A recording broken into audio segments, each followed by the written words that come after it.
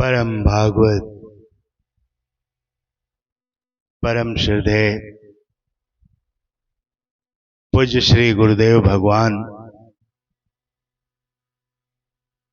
एवं पूज्य गुरु मां के पावन श्री चरणों में कोटि कोटि प्रणाम तथा हम सबके ज्येष्ठ भ्राता एवं इस मिशन के अग्रधार श्रद्धेय आचार्य श्री निजू भैया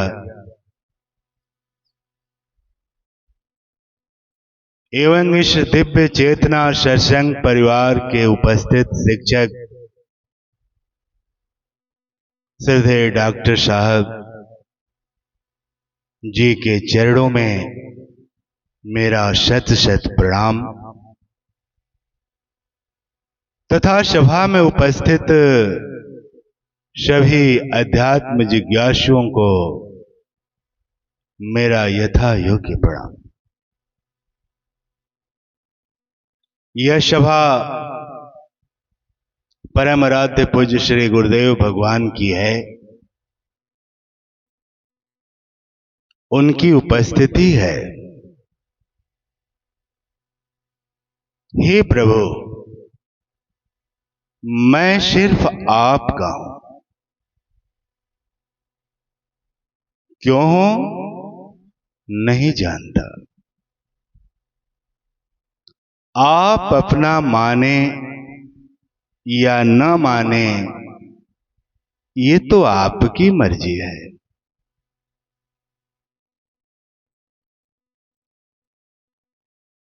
हे प्रभु, हर युग का अपना सम्मोहन होता है, अपना तिलस्म होता है, अपना अंदाज होता है। तो फिर क्यों न इस जीवन की अगली सुबह आपके श्री चरणों में बहारों से बहारित हो।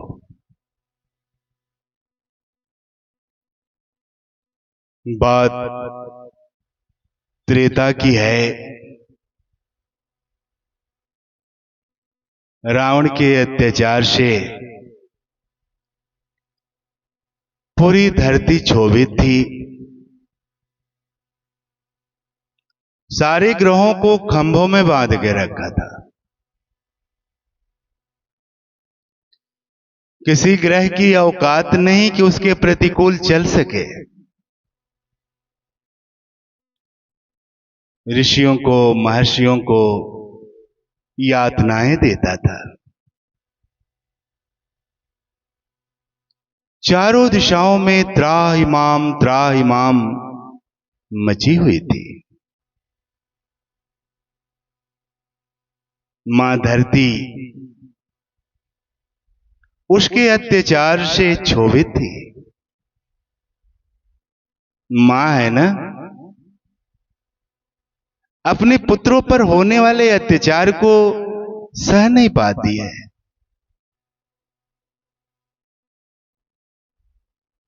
निर्णय लेती है इस अत्याचार से उबरने का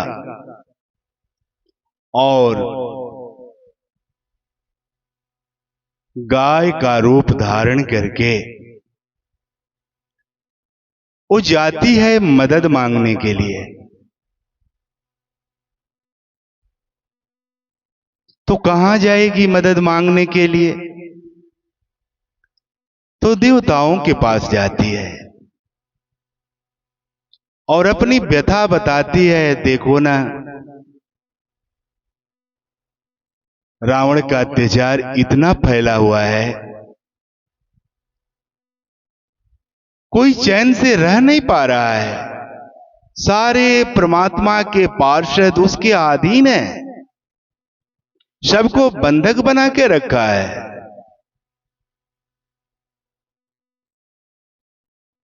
देवता लोग इस बात को सुनते हैं, पर असमर्थ हैं, कुछ मदद कर नहीं पाते हैं, क्योंकि रावण क्या है? रावण उसी मैं का विकराल रूप है, उस अहंकार की पराकाष्ठा है।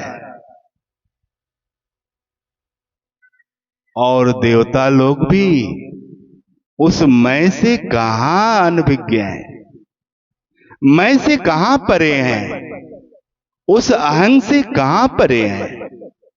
उस मैं को लेकर ही तो भोग रहे हैं।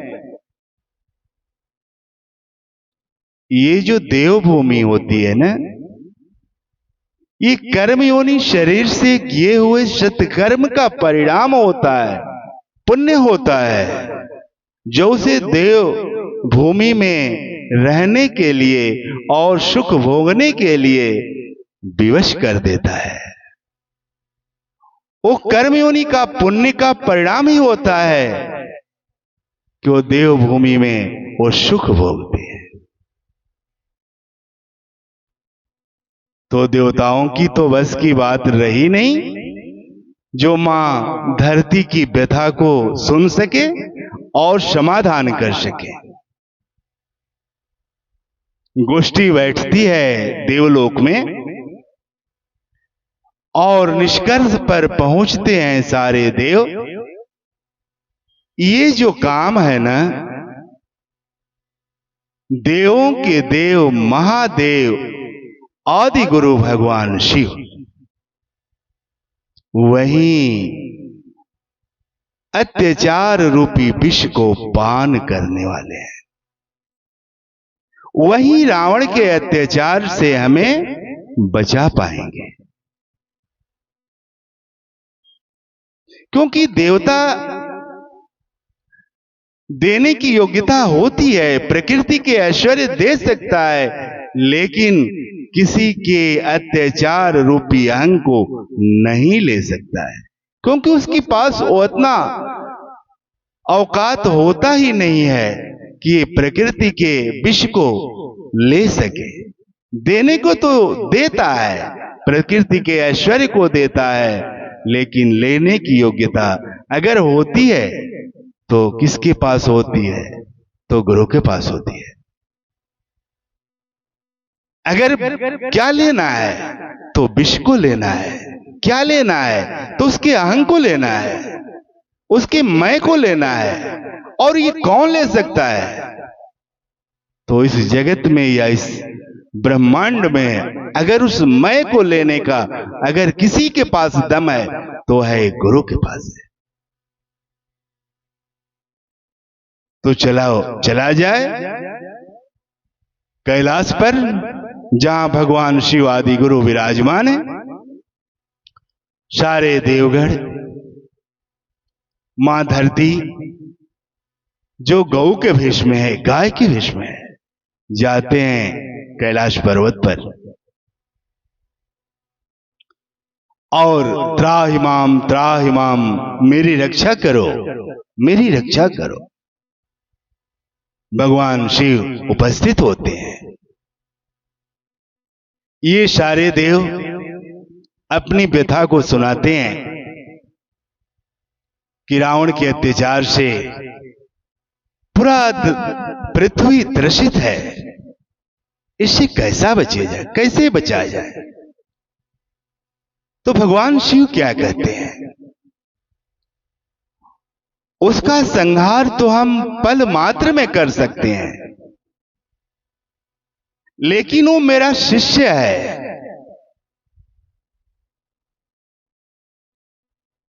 और हमसे वही मांगता भी है।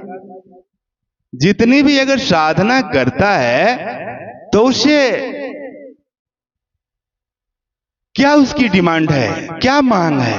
तो अपने अहंग के उत्थान, मैं की विशालता की चाहत है। यहां गुरु विवश होता है। गुरु चाहता है शिष्य को लक्ष्य तक पहुंचाना, शिष्य को अपने आप तक पहुंचाना, पर शिष्य के अंदर शिष्य की मूल में जो प्रवृत्ति होती है, उस प्रवृत्ति के अनुसार गुरु को देना विवशता होता है। लेकिन गुरु के अंदर तड़प होती है कि मेरा शिष्य एक ना एक दिन अवश्य संवरेगा। कैसे संवरे? हमेशा चिंतन बनी रहती है गुरु की, क्योंकि उसके भंडार में जो पाप है ना, इतना भरा है ना, और साधना भी करता है, गुरु की बताए हुई रास्ते पर चलता भी है, तो क्या बटोरता है? उस मैं की तो खुराक देता है, मैं को ही तो बुलाता है, मैं को ही तो बढ़ाता है। क्यों? क्योंकि उसकी मूल में यही चाहत होती है। और गुरु सदैव चाहते रहते हैं कि इसके अंदर तड़प हो, अपने तरफ बढ़ने की, सत्य की तरफ बढ़ने की, मेरे तरफ बढ़ने की। लेकिन ये तड़प आ ही नहीं पाती है, गुरु चाहकर भी नहीं दे पाता है, क्योंकि गुरु ये संसार के जो खिलौने हैं ना, खिलौनों को इसीलिए देता है कि इससे एक दिन इसकी आसक्ति अनासक्ति में बदल जाए और उदासीन होकर वो इस पथ पर चलने के लिए विवश हो। आज हम सब बैठे हैं, सबके जीवन में ताप आया, और गुरु से हम क्या चाहे? उस तापों से निवारण की तो प्रार्थना करते रहे, और गुरुजी ने उन तापों का हरण किया, पिया, विष पिया। किस लिए? कि एक दिन ये इसे अनासक्त होगा और उस पथ पर चलेगा जहां वो सत्य का पथ है, जहां जीवन का लक्ष्य है। ये गुरु की तड़प होती है। लेकिन शिष्य इतना भटक जाता है कि गुरु उसको दूसरे सूत्र से पार करने के लिए सोचते हैं। तो ये क्या सूत्र है? कि सन्मुख होई जीव मोहि जवहि, कोटि पाप अगनाशय तवहि।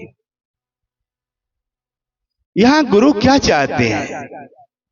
ये साधना से तो और बहक रहा है।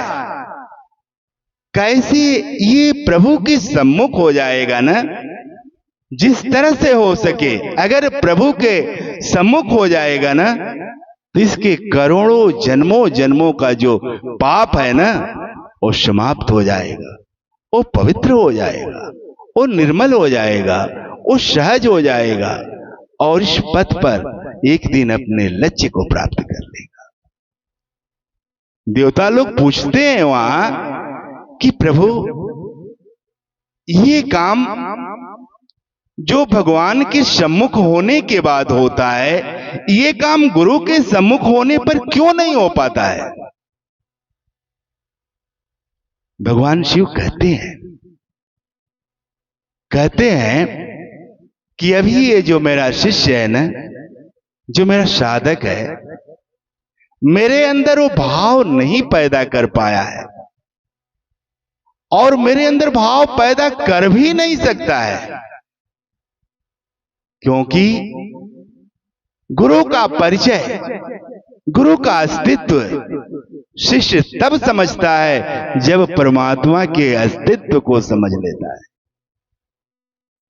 जब परमात्मा की भूमि में रहना शुरू कर देता है, तब गुरु के अस्तित्व का बोध होता है, और वहां वो ये कहने के लिए विवश होता है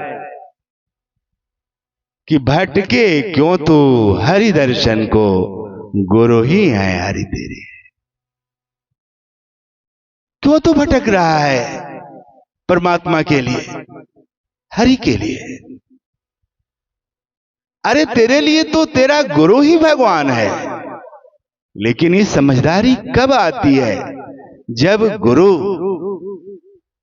शिष्य को भगवान की भूमि में ले जाता है, भूमि भगवान से परिचय कराता है, भगवान का बोध कराता है, तब जाके वहां ये दृष्टि खुलती है कि गुरु और भगवान में भेद तनिक नहीं जान, गुरु रूप साकार है निराकार भगवान।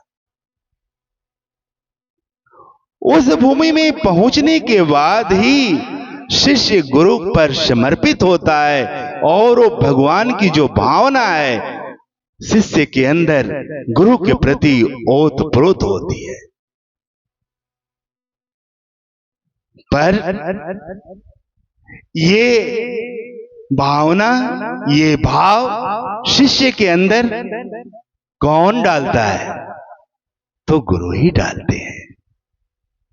सो जानहु जेहि देहि जनाई, आपको वही जान पाता है जिसे आप जनाना चाहते हैं।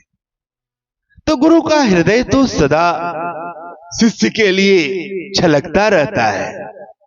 शिष्य थोड़ा भी अगर उस दिशा में बढ़ना शुरू कर दे तो गुरु तो प्यार करने के लिए उमड़ते ही रहते हैं। वो तो सदैव ललायित रहते हैं कि शिष्य मेरे सम्मुख इस भाव से प्रस्तुत हो। अरे उसकी सारे विष को, सारे पाप को खुद पीने के लिए तैयार रहते हैं, उसे निर्मल बनाने के लिए तैयार रहते हैं। तो ये सभा में वार्तालाप चल रही थी तो भगवान शिव ने यही कहा कि अभी उस रावण के अंदर मेरे प्रति वो भाव आया ही नहीं है।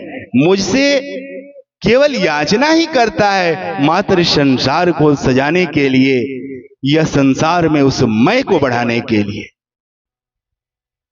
तो मैं इसका उद्धार दूसरे रास्ते से करना चाहता हूं। तो कैसे? तो इसको प्रभु के सम्मुख ले जाके खड़ा करना चाहता हूं और प्रभु से ही इसका उद्धार हो। तो देवताओं ने कहा कि तो चला जाए प्रभु के पास। तो किसी ने कहा कि चलो बैकुंठ चला जाए, किसी ने कहा चलो चित्रकूट चला जाए, अयोध्या चला जाए। तो यहां भगवान शिव क्या कहते हैं, गुरु क्या कहते हैं, समझने की बात है। भगवान तक पहुंचने के लिए हमें गति की जरूरत नहीं है। गति तो हमारे अंदर दुर्गति पैदा करती है। और भगवान कितना समीप है, हरि व्यापक सर्वत्र समाना। वो सर्वत्र है, लेकिन वहां तक पहुंचने के लिए, उसके पास पहुंचने के लिए कितना हम दौड़ लगा चुके हैं, कितना दौड़े हैं। कंदराओं में गए, घटाओं में गए, पहाड़ों पर गए, जंगलों में गए, घर को छोड़ा, वर्णन किया तो कितने शास्त्र हो गए, कितने वेद हो गए, कितने पुराण हो गए, और अंत में यही कहा नेति नेति। वहां नहीं पहुंच पाए। तो परमात्मा तक पहुंचने के लिए हमें गति की जरूरत नहीं है। तो किसकी जरूरत है? तो ठहरने की जरूरत है। क्या होता है, परमात्मा को हम ढूंढते हैं, तीर्थों में ढूंढते हैं, मंदिरों में ढूंढते हैं, धर्म स्थलों में ढूंढते हैं, धर्म ग्रंथों में ढूंढते हैं। वहां हमारी गति झलकती है। लेकिन गुरु क्या कहता है, जो आदि गुरु शिव हैं, वो क्या कहते हैं? हरि व्यापक सर्वत्र समाना। हरि क्या है? सर्वत्र है। उसे पाने के लिए हमें गति का सहारा नहीं लेना है। तो किसका सहारा लेना है? तो ठहरने का सहारा लेना है। गुरु क्या देता है? ठहरने की साधना देता है। इतना हम गति कर चुके हैं ना, और अपनी दुर्गति कर चुके हैं ना, कि जितनी गति करते हैं उतनी परमात्मा से दूर होते चले जाते हैं। तो ये पाठ कौन बताया? तो जो गुरु होता है, जो सदगुरु होता है। ठहरने की कला कौन देता है? तो गुरु देता है, जो आदि गुरु शिव है। तो ठहरने की कला में ठहरता कौन है? तो हम ठहरते हैं। तो हम का प्रतिमूर्ति क्या है? तो हमारा मन है। मन जो हमेशा चंचल रहता है, हमेशा गतिवान रहता है, हमेशा कुछ न कुछ करने की सोचता रहता है। देखो ना, जहां कथाएं होती हैं, जहां चर्चाएं होती हैं, कितनी भीड़ होती है।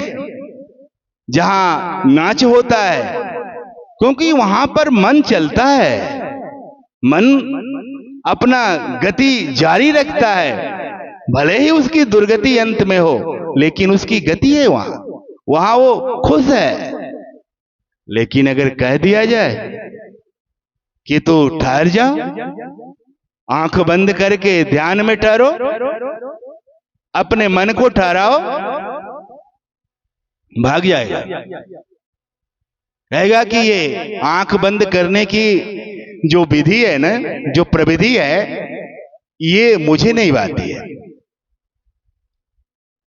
तो मन को ठहराना है। हमारा सारा जो होमवर्क है किस पर करना है? तो मन पर करना है। और मन ही क्या है? रावण भी है। और मन की जो अंतिम अवस्था है, जो हमारी चेतना की अंतिम अवस्था है, वही राम भी है। गुरु महाराज साहब कहते हैं कि मन की 4 अवस्थाएं हैं: चेतन, अवचेतन, अधिचेतन और अतिचेतन। तो मन की जो पहली अवस्था है, चेतन अवस्था, ये क्या है? यही तो मैं का एक विशाल रूप होता है। अवचेतन भी उससे कम का रावण हो जाता है। लेकिन यही मन की जो अंतिम अवस्था है, अतिचेतन मन, वही राम है। और युद्ध कहां होगा? तो इसी मन में ही युद्ध होता है। ये साधना, ये प्रविधि हमें कहां ले जाती है? हमें अपने जो मन की अंतिम अवस्था है, जो अतिचेतन है, जो दिव्य है, जिसे दिव्य चेतना गुरु जी कहते हैं, वही तो राम है ना। रावण कौन है? तो यही मन की जो पहली और दूसरी अवस्था है, चेतन और अचेतन। और इन्हीं से सम्मुख होना है। और जिस दिन ये मन की पहली अवस्था अंतिम अवस्था के सम्मुख हो जाती है, तो क्या होता है? ये जितना पाप किया है ना ये मन, सब माफ हो जाता है, सब क्षमा हो जाता है, पवित्र हो जाता है। तो क्या होता है? तो प्रभु के सम्मुख हो जाता है। तो सारा यहां क्या होता है? तो गुरु हमें जब प्रविधि देता है, क्या करने के लिए? तो मन को ठहराने के लिए। और मन को ठहराते ठहराते एक दिन वही मन क्या हो जाता है? तो आत्मा हो जाता है। आत्मा कब होता है? तो यहां गुरु सूत्र देता है, भगवान शिव सूत्र देते हैं, हरि व्यापक सर्वत्र समाना, प्रेम से प्रकट होई मैं जाना। परमात्मा तो सर्वत्र है ही। क्या वो साधना से प्राप्त होता है? क्या कर्म से प्राप्त होता है? क्या ज्ञान से प्राप्त होता है? क्या भक्ति से प्राप्त होता है? नहीं। जब भी प्राप्त होता है तो प्रेम से प्राप्त होता है। क्योंकि यहां कर्म में, ज्ञान में, भक्ति में क्या झलकता है? तो कहीं ना कहीं उस मैं की बूझ झलक आती है, लेकिन प्रेम में मैं नहीं झलकता है। प्रेम में केवल रोता है। कर्म में ये जो मैं है ना, दौड़ता हुआ नजर आता है। और समझदारी इसकी क्या है? उसकी समझदारी यही है कि गुरु उसी की मदद करता है जो अपनी मदद स्वयं करता है। जब कर्म के पथ पर चलते हैं तो हमारे अंदर कर्म करने की अथाह ऊर्जा होती है। तो ऊर्जा होती है तो समझदारी भी तो होती है। क्या सोचता है? अरे ईश्वर उसी की मदद करता है जो अपनी मदद स्वयं करता है, और चलता भी है। लेकिन वो प्रेम की भूमि को नहीं प्राप्त कर पाता है। दूसरा जो डगर है ज्ञान का, उसमें ये जो मैं है ना, पहले में तो दौड़ता है, दूसरे में चलता है। चलता है, क्या कहता है कि सो जानहु जी दे जनाई।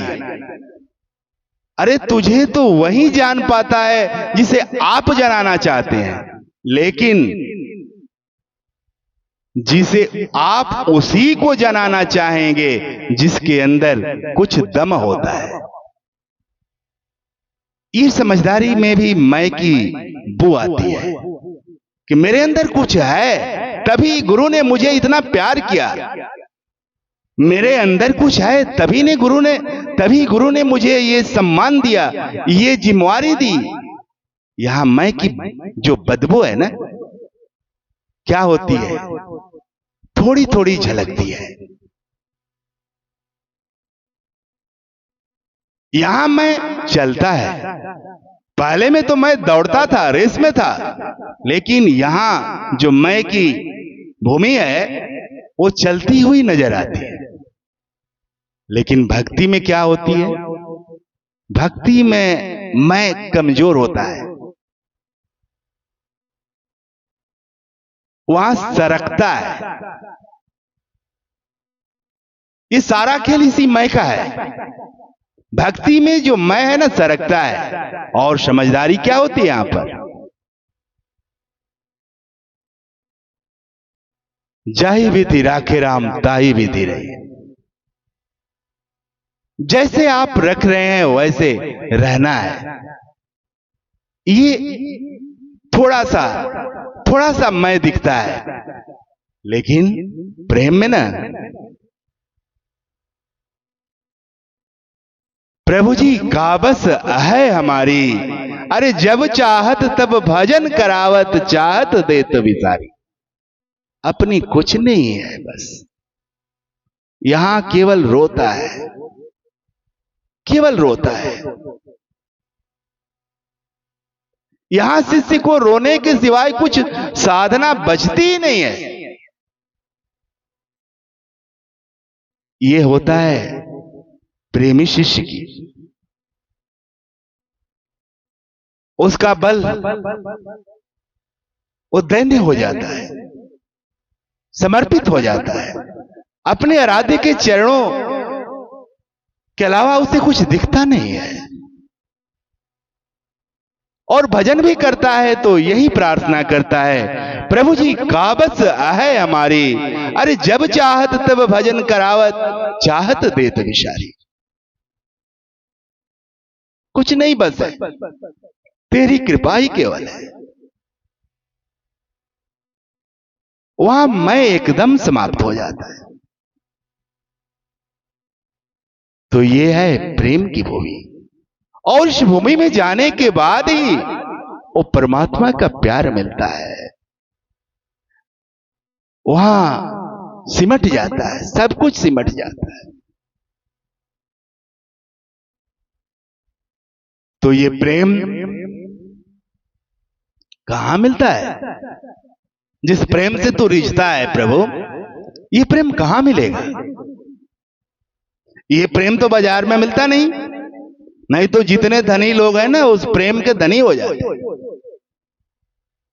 इस प्रेम को प्रभु ने कहां छिपाया है? जिस प्रेम से प्रभु रिश्ता है, गुरु रिश्ता है, उस प्रेम को कहां छुपा के रखा है गुरु ने, प्रभु ने? तो भक्तों के हृदय में छुपा के रखा है। प्रेमी भक्त ही हमारे अंदर वो प्रेम पैदा करता है, हमारे अंदर वो तड़प पैदा करता है, जिससे हम उसके दीवाने होते हैं, उसके पथ पर चलने के लिए विवश होते हैं। तो प्रेमी कौन होता है? तो प्रेमी सद्गुरु होता है। गुरु के हृदय में ही वो प्रेम उमड़ता है। संसार के सारे रिश्तों का जो प्रेम दिखता है ना, उस प्रेम में कार्बन दिखता है, स्नेह दिखता है, कुछ आस बनी रहती है। लेकिन जो गुरु और शिष्य का प्रेम है ना, मात्र कल्याण का प्रेम होता है। और उस प्रेम में जो बाधा होता है ना, ये मैं ही बाधा होता है। पता नहीं कैसे घर कर जाता है। लाख गुरु के सम्मुख रहने के बाद भी किस खिड़की से, किस रोशनदान से हमारे अंदर वो मैं प्रवेश कर जाता है, पता नहीं चलता है।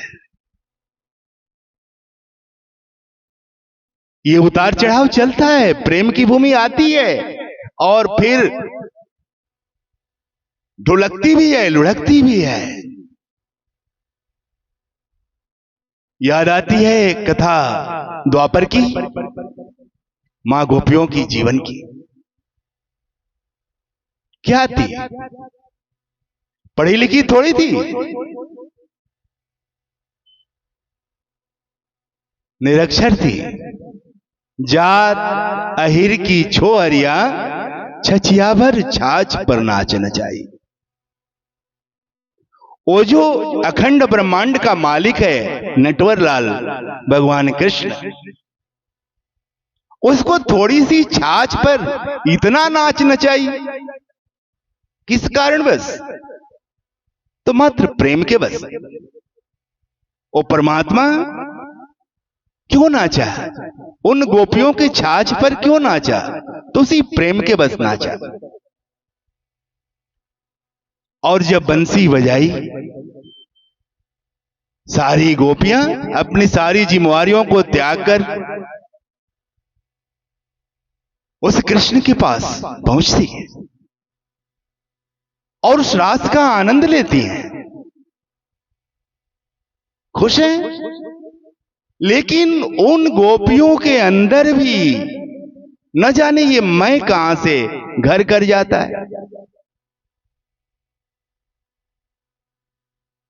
कि कान्हा वहां आत्मा का विभाजन, जो प्रभु हैं, जो भगवान कृष्ण हैं, अपनी आत्मा का विभाजन करके अन्य रूपों में सारी गोपियों के साथ वो रास कर रहे हैं। लेकिन ये भाव आया कि भगवान हमको सबसे ज्यादा प्यार करते हैं। देखिए मैं कैसे खिड़की से घर कर रहा है, और ये भाव आया कि भगवान अंतर्ध्यान हो गए के साथ गोपियों को छोड़कर दूसरी दिशा में निकल पड़े। भगवान देखते हैं कि राधा के अंदर ये भाव नहीं आया है, अभी इनके अंदर ये भाव है कि कान्हा बहुत प्यार करता है। ये भाव समर्पण का भाव है। लेकिन ये भाव आना कि प्रभु मुझको सबसे ज्यादा प्यार करते हैं, ये अहं का भाव है। हम ही को सबसे ज्यादा मानते थे गुरुजी, ये मैं का भाव, मैं की बदबू आती है यहां से। और जहां ये बदबू आई तो प्रभु विमुख हो गए। उन गोपियों से प्रभु विमुख हो जाते हैं। तब क्या हालात होती है?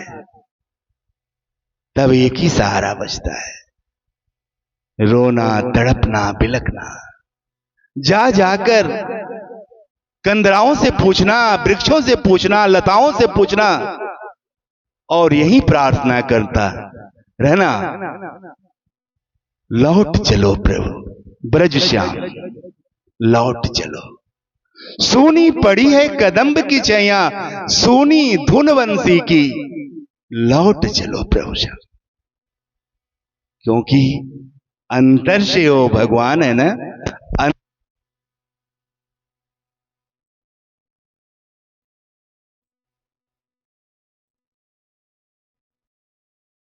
अब प्रार्थना रोते रोते वृक्षों से पूछती हैं, बल्लरियों से पूछती हैं, मां यमुना से पूछती है कि देखो ना, तू तो जरूर जानती होगी कि कान्हा कहां है, क्योंकि तेरा रंग भी श्याम है और उसका भी रंग श्याम है, कहीं तू ही छुपा के तो नहीं रखी? वो भी जवाब मिलता है, नहीं, कान्हा यहां भी नहीं है। तब ये बात समझ में आती है मां गोपियों को, हमसे कहां भूल हुई है? भूल केवल यही हुई है कि कान्हा मुझी को सबसे ज्यादा प्यार करता है, ये मैं आता है। और जब तक ये भाव रहता है, कान्हा कितना प्यार करता है, कितना हम सबको प्यार करता है, तो ये समर्पण का भाव है। देखिए थोड़े से में कितना अंतर आ जाता है, कितनी दूरी बन जाती है। ठीक ऐसे ही भक्त और भगवान, गुरु और शिष्य का भी संबंध ठीक इसी डगर से चलता है, इसी पद से चलता है। क्योंकि गुरु हमारे अंदर थोड़े भी मैं की बू नहीं रखना चाहते, क्योंकि सुंदर है, परमात्मा सुंदर है, वो हमेशा सुंदर बनाना चाहते हैं। और सुंदरता में जो बाधा है तो क्या है, वही मैं ही एक बाधा है जो हमारी सुंदरता को रोकता है। तो जब रोता है ना भक्त, रोता है, बिलखता है, गुरु से प्रार्थना करता है, हे प्रभु मेरी रक्षा करो, अब मैं भूल नहीं करूंगा, तो रोते रोते वो धुल जाता है, वो मैं धुल जाता है, तो प्रभु सम्मुख हो जाते हैं। वो खुशी, वो आनंद, वो प्रेम पुनः भक्त को मिलना शुरू हो जाता है। जिस प्रेम में वो भक्त सदा रहा करता है, अपने गुरु के भक्ति में, प्रेम में जो सदैव रमण किया करता है, वो प्रेम पुनः उसकी झोली में भर जाता है और शिष्य मालामाल हो जाता है। ये सिलसिला भक्त और भगवान, गुरु और शिष्य के अंदर सदैव चलता रहता है। और इसी सिलसिला में कोई हार जाता है तो कोई जीत जाता है।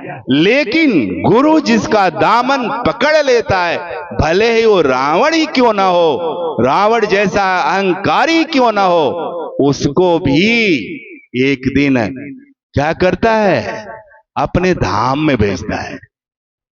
भले ही वो परमात्मा के सम्मुख लाकर ही बैठता है, भले ही अपने न संहार करके प्रभु के सम्मुख लाकर संहार करता है, उसके विकारों का संहार कराता है। और अंत में एक दिन हे राम करने के लिए रावण भी विवश होता है। ये गुरु की भूमिका होती है, गुरु का हृदय होता है और गुरु की करुणा होती है। शिष्य को किसी न किसी तरह से वो पार करा के ही मानता है, लेकिन कब, जब गुरु शिष्य की बांह को पकड़ लेता है। आप लोग या हम सब कितने बड़े भाग्यशाली हैं। अरे इतने बड़े समर्थ गुरु की छत्र छाया मिली है, जिनका छत्र छाया हम सब के ऊपर है। क्या हम लोग भले ही रावण बन जाए, अहंकारी बन जाए, क्या बच पाएंगे? गुरु छोड़ेगा? कभी नहीं छोड़ सकता है। हमारे अहंकार को मिटिया मेट करके हमें वो पद देगा जिस पद पर वो खुद रहता है। इतना करुणा हृदय होता है गुरु का, और ऐसे समर्थ गुरु का दरबार लगा हुआ है। उनकी स्थूल और सूक्ष्म प्रतिमूर्ति परम श्रद्धेया पूज्य माता जी की भी उपस्थिति है। ओ चरणों में प्रार्थना करना है। परम श्रद्धेया पूज्य माता जी के श्री चरणों में यही प्रार्थना करना है। हे मां, हम जैसे हैं तैसे आपके, नहीं जानते हैं कर्म को, जानते हैं नहीं ज्ञान को, जानते हैं नहीं भक्ति को, जानते हैं और नहीं प्रेम को जानते हैं, लेकिन इतना जरूर जानते हैं कि आपके चरणों में ही मेरा कल्याण होने वाला है। उन चरणों को ऐसे लपट के पकड़े को चरण हमारे हाथ से निकलने न पाए, क्योंकि यही एक सूत्र है अपने जीवन को संवारने की, अपने लक्ष्य को पहुंचने की। परम श्रद्धेया पूज्य माता जी के चरणों को पकड़ ले, क्योंकि आज इन्हीं शरीरों से परम आराध्य पूज्य गुरु महाराज साहब हम सबके बीच में उपस्थित होते हैं। ये जो शांति झलकती है, ये जो शीतलता बरसती है ना, कैसे बरसती है, किस पर बरसती है, इस सभा में कौन उपस्थित है? तो वहीं परम आराध्य पूज्य गुरु महाराज की स्थूल एवं सूक्ष्म प्रतिमूर्ति परम श्रद्धेया पूज्य माता जी की उपस्थिति का परिणाम है कि ये जो शांति बरस रही है, ये प्रेम उमड़ रहा है, ये तो गुरु का ही प्रेम है। साथ ही हम सबके बीच इस मिशन के अग्रतार श्रद्धेय आचार्य श्री निजू भैया भी उपस्थित है। परम आराध्य से यही प्रार्थना है, हे प्रभु इनको स्वस्थ रखे। आप तो चले गए, लेकिन इनको स्वस्थ रखे। इनके साथ इस सत्संग का जो युग होगा ना, स्वर्णिम युग होगा। यही प्रार्थना है प्रभु, हम सबके ऊपर ऐसी कृपा करना कि इस मैं के उलझनों में, मैं की बेड़ियों में, मैं की बल्लरियों में न फंसने पाए। केवल आपके मिशन को देखें, केवल आपके आदर्श को देखें, आपके पद चिन्हों को देखें, और एक दिन इस मिशन को उस आकाश तक ले जाएं जहां कोई छू न पाए। ऐसे प्रार्थना के साथ हम अपने आराध्य पूज्य श्री गुरुदेव भगवान, पूज्य गुरुमा तथा श्रद्धेय बड़े भाई आचार्य श्री निजू भैया जी के चरणों में भी कोटि कोटि प्रणाम करते हैं। ओम शांति।